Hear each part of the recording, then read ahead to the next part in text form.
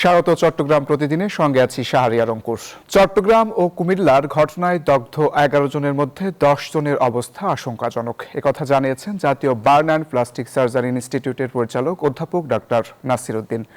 চট্টগ্রামে আজ আরও 2 জনের মৃত্যু হয়েছে। সকালে হাসপাতালে চিকিৎসাধীনদের দেখতে গিয়ে দুর্যোগ ব্যবস্থাপনা ও ত্রাণমন্ত্রী আসাদুল হাবিব বলেন, গ্যাস লিকেজের মতো দুর্ঘটনা কমানোর উদ্যোগ নেওয়া হবে। আর স্বাস্থ্যমন্ত্রী জানিয়েছেন, দগ্ধদের সর্বোচ্চ চিকিৎসা দেওয়া হচ্ছে।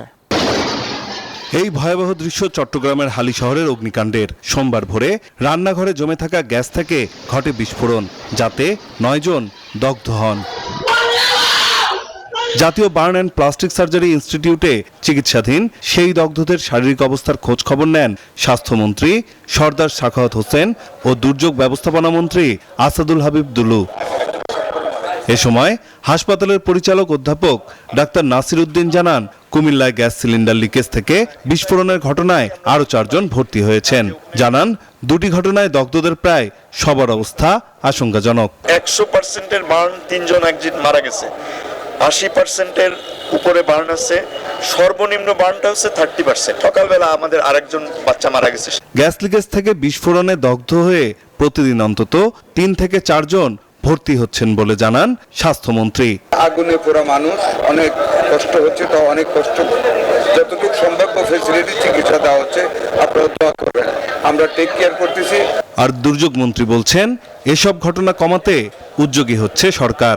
একটা নিয়মের মধ্যে নিয়ে আসা যায়, সেগুলো নিয়ে আমরা অল্প সময়ের ভিতরে 3 মন্ত্রণালয় বসে কাজ করব, যাতে করে ভবিষ্যতে এই ধরনের দুর্ঘটনা থেকে কম ক্ষতি হয়, সেই ব্যবস্থাটা করার চেষ্টা করা হবে। চিকিৎসকরা বলছেন, নানা দুর্ঘটনায় দগ্ধদের চিকিৎসায় সর্বোচ্চ গুরুত্ব দেওয়া হচ্ছে।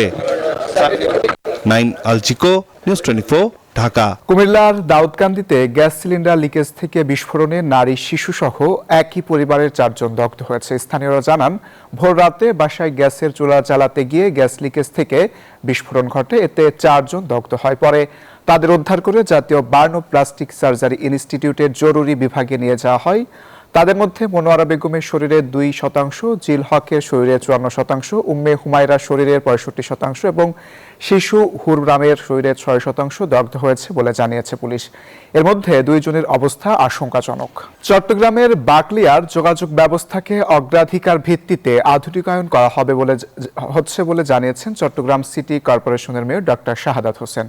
সকালে প্রায় 3 কোটি টাকা ব্যয়ে 19 নম্বর দক্ষিণ বাকলিয়া ওয়ার্ডস্থ আব্দুল করিম রোডের উন্নয়ন এবং তুলাতুলি বাইলেন এলাকার উন্নয়ন কাজের উদ্বোধনকালে মেয়র একথা বলেন। মেয়র জানান, 19 নম্বর ওয়ার্ডে আরও কয়েকটি গুরুত্বপূর্ণ উন্নয়ন প্রকল্প বাস্তবায়ন করছে চসিক। এর মধ্যে রয়েছে ইশাকের পুল সংলগ্ন এলাকায় জলাবদ্ধতা নিরসন, অসিমিয়া রোডের উন্নয়ন ও বিজটা খালের ওপর কালভার্ট নির্মাণ, চরচাকতায় মাঠে উন্নয়ন, আহমেদুর রহমান সড়ক উন্নয়ন, মিয়াখাননগর এলাকায় রাস্তা সংস্কার ও খালপাড় রোড উন্নয়ন। রাঙামাটিতে বেড়েছে কুকুর শিকারীর আতঙ্ক। মালিকবিহীন কুকুর আর বেওয়ারিশ কুকুর দেখলেই ধরে নিয়ে যাচ্ছে একটি চক্র। এলাকাবাসী অভিযোগ করে বলেন, রাঙামাটির লংগদু উপজেলার বাইট্টাপাড়া এলাকায় একদল ক্ষুদ্র নৃগোষ্ঠীর যুবক মিজোরামের বসন্ত উৎসবে কুকুর বিক্রি করার উদ্দেশ্যে এ কাজ করছে চক্রটি। তবে যারা কুকুর হত্যা কিংবা পাচার কাজের সাথে জড়িত, তাদের আইনের আওতায় আনা হবে বলে হুঁশিয়ারি দিয়েছেন জেলা প্রাণী সম্পদ কর্মকর্তা। এদিকে সীমান্তে কুকুর পাচার রোধে সতর্কতার কথা জানিয়েছে পুলিশ। আর এই ছিল চট্টগ্রাম প্রতিদিনে। এতক্ষণ সাথে থাকার জন্য ধন্যবাদ সবাইকে।